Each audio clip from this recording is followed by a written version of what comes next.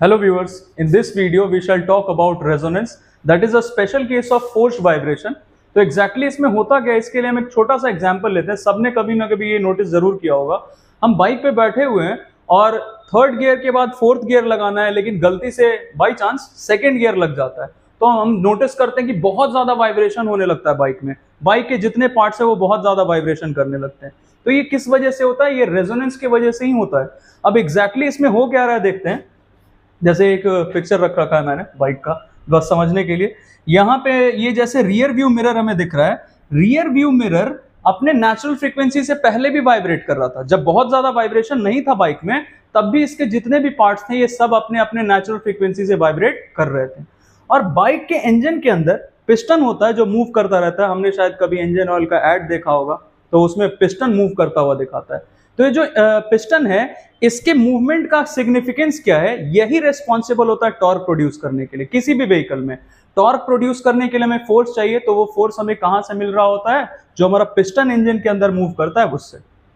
तो ऑब्वियसली इसका भी कुछ फ्रीक्वेंसी होगा कि एक सेकंड में 10 बार या 20 बार या कितने भी बार वाइब्रेशन कंप्लीट कर रहा है। तो यहां पे जो पिस्टन मूव कर रहा है इंजन के अंदर, इसके वाइब्रेशन का फ्रीक्वेंसी अगर इस रियर व्यू मिरर के फ्रीक्वेंसी से, नेचुरल फ्रीक्वेंसी से मैच कर गया, तो रेजोनेंस टेक्स प्लेस, और जिसमें ये रियर व्यू मिरर और ज्यादा एम्पलीट्यूड से वाइब्रेट करने लगता है। तो हमने एक छोटा सा एग्जांपल लिया था बस ये समझने के लिए। एग्जैक्टली रेजोनेंस होता क्या है ये मैंने यहां लिखा हुआ है। जैसे ये क्या है देखते हैं। It is a special case of forced vibration. Forced vibration क्या है? बहुत आसान सा टॉपिक है, एक बार इसको समझ लेते हैं हम। फोर्स्ड वाइब्रेशन क्या है सुन के ही पता चला। फोर्स्ड वाइब्रेशन मतलब we are compelling the body to vibrate. जैसे मान लेते हैं हम किसी एक ट्यूनिंग फॉर्क ले लेते हैं, उसको एक बार हमने डिस्टर्ब किया, प्लग किया और छोड़ दिया, तो ऑब्वियसली धीरे धीरे एनर्जी का लॉस होता जाएगा and it will come to rest finally. लेकिन अगर हम चाहते हैं कि नहीं, इसको लगातार वाइब्रेट करते रहना है, तो जो एनर्जी इसका लॉस हो रहा है due to friction that is offered by any medium, जैसे अभी फिलहाल हमारा मीडियम एयर है, तो हमें इसको एनर्जी बाहर से देना पड़ेगा। जो लॉस इन एनर्जी हो रहा है उसको कंपेंसेट करने के लिए, तो हम इस बॉडी पे बाहर से फोर्स लगाते हैं, एक्सटर्नल पीरियडिक फोर्स लगाते हैं। मतलब सर्टेन इंटरवल ऑफ टाइम के बाद बार बार इस बॉडी पे हम फोर्स लगाते रहते हैं, तो उसको एनर्जी मिलता रहेगा और उसका वाइब्रेशन कंटिन्यूड रहेगा। तो that is forced vibration. Resonance क्या है? हमारे फोर्स्ड वाइब्रेशन का ही एक स्पेशल केस है, जिसमें बाहर से जो हम लगा रहे हैं force, that is external periodic force, उसका फ्रीक्वेंसी या तो इस बॉडी के नेचुरल फ्रीक्वेंसी से एग्जैक्टली मैच कर जाए, नहीं तो इसका इंटीग्रल मल्टीपल हो जाए। फॉर एन एग्जांपल, जैसे ये बॉडी है, इसका नेचुरल फ्रीक्वेंसी है वाइब्रेशन का 2 हर्ट्ज, तो या तो बाहर वाले फोर्स का, एक्सटर्नल पीरियडिक फोर्स का फ्रीक्वेंसी भी 2 हर्ट्ज हो जाए, या फिर 4 हर्ट्ज, 6 हर्ट्ज, 8 हर्ट्ज ऐसे करके हो जाए, है ना। तो ये बॉडी और ज्यादा एम्पलीट्यूड से वाइब्रेट करने लगता है। तो सोचने वाली बात है, आखिर इसको एनर्जी मिल कहां से रहा है? देखते हैं जरा। जैसे यहाँ पे ये रियर व्यू मिरर है, इसका एम्पलीट्यूड ऑफ वाइब्रेशन अगर बढ़ गया है, तो इसको कहां से मिल रहा है energy?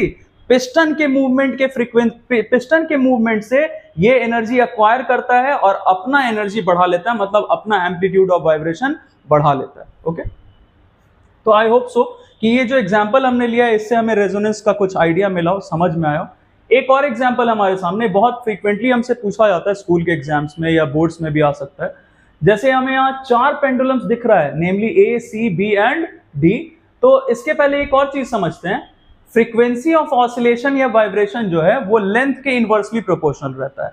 It might be a string और it might be air column. तो पहले हम स्ट्रिंग के बारे में समझते हैं, क्योंकि एयर कॉलम तो हमें दिखता नहीं है। तो स्ट्रिंग का एग्जांपल लेके समझते हैं। मान लेते हैं हमारे पास इतना बड़ा पेंडुलम है, तो ये वाइब्रेट करता है एक सेकंड में जितने भी बार वाइब्रेट करे, और इसके जगह हम एक बड़ा पेंडुलम ले लेते हैं, तो ऑब्वियसली उस एक सेकंड में ये कम बार ऑसिलेशन कंप्लीट करेगा, क्योंकि इसको ज्यादा टाइम लगेगा ऑसिलेशन कंप्लीट करने में। इससे हमने एक चीज कंक्लूड किया कि अगर छोटा स्ट्रिंग है, छोटा पेंडुलम है, तो उसका फ्रीक्वेंसी ऑफ वाइब्रेशन ज्यादा रहेगा, मतलब लेंथ के इनवर्सली प्रोपोर्शनल है। अब यहाँ पे इस एक्सपेरिमेंट पे आ जाते हैं। हमें 4 यहाँ पे दिख रहा है पेंडुलम, जिसमें 2 पेंडुलम ए और बी का लेंथ सेम दिख रहा है, बाकी सी और डी का लेंथ अलग अलग है। होता क्या है, इस ए को अगर हम डिस्टर्ब कर दे, पेंडुलम ए को, तो it will start to vibrate, oscillate, और इसके वजह से ये जो हमारा चारों है, ये रबर स्ट्रिंग से हमने सस्पेंड किया है। रबर स्ट्रिंग से इसलिए सस्पेंड किया है क्योंकि इसको डिस्टर्ब करेंगे तो रबर स्ट्रिंग भी ऑसिलेट करना स्टार्ट करेगा, और जिसके वजह से इन सब में डिस्टर्बेंस प्रोड्यूस होगा, और सी, बी और D they will be under forced vibration, like we have discuss कि डिस्कस्ड कि बाहर से फोर्स मिलना चाहिए, तो कोई भी बॉडी कैसा वाइब्रेशन करता है, फोर्स्ड वाइब्रेशन। तो यहां से हमें एक्सटर्नल पीरियडिक फोर्स मिल रहा है जिसकी वजह से सी, बी और डी तीनों फोर्स्ड वाइब्रेशन कर रहे हैं।